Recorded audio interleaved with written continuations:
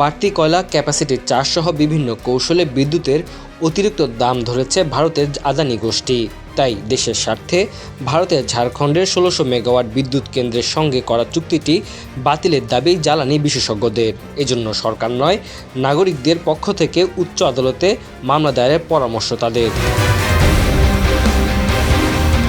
বাড়তি দামের জন্য সমালোচনার ঝড় উপেক্ষা করে গত বছর আদানির বিদ্যুৎ আমদানি শুরু করে আওয়ামী লীগ সরকার। চলতি বছর জুনে আদানি প্রতি ইউনিট বিদ্যুতের কয়লার দাম ধরেছে ৮ টাকা ২২ পয়সা। এই সময় পায়রা বিদ্যুৎ কেন্দ্রে কয়লার খরচ ৬ টাকা ২২ পয়সা।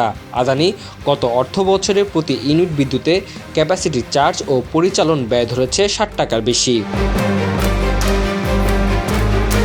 বিশেষজ্ঞরা বলেছেন, বাড়তি খরচ দেখিয়ে ২৫ বছরে অতিরিক্ত ১ লাখ টাকা আদায়ের সুযোগ রয়েছে আদানির।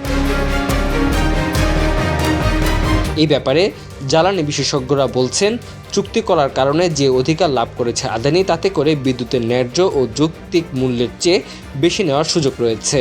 সরকার নিজে এই চুক্তি করায় সরকারের পক্ষে এই ব্যাপারে মামলা করতে যাওয়া কঠিন।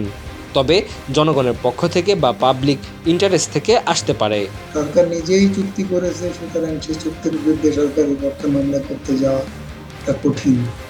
এটা জনগণের পক্ষ থেকে যেতে হবে এবং সেটা পাবলিক ইন্টারেস্টে যেতে হবে। আদানির বিরুদ্ধে অভিযোগ, কম দামে কয়লা ব্যবহার করে বেশি দামে আদায়, শুল্ক সুবিধা পেয়েও তা প্রদর্শন না করা, এছাড়া ৩ মাস আগে বিদ্যুতের নির্দিষ্ট চাহিদা জানানো, উৎপাদন সক্ষমতার কমপক্ষে ৩৪% বিদ্যুৎ কেনা, ১%-রও বেশি কয়লা অপচয় সহ ক্রয় চুক্তির বিভিন্ন দুর্বলতা রয়েছে।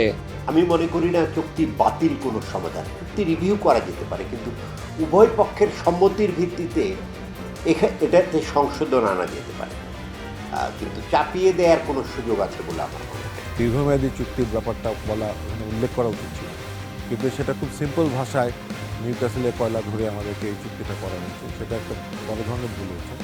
But that was a mistake done in good faith. So সেটা যদি আমরা চিন্তা করি, সেটা কোনো অবস্থায় এটা ইমপ্লিমেন্টেবল না বলে আমি মনে করি। Tanzil Hasnat, MCTV, US।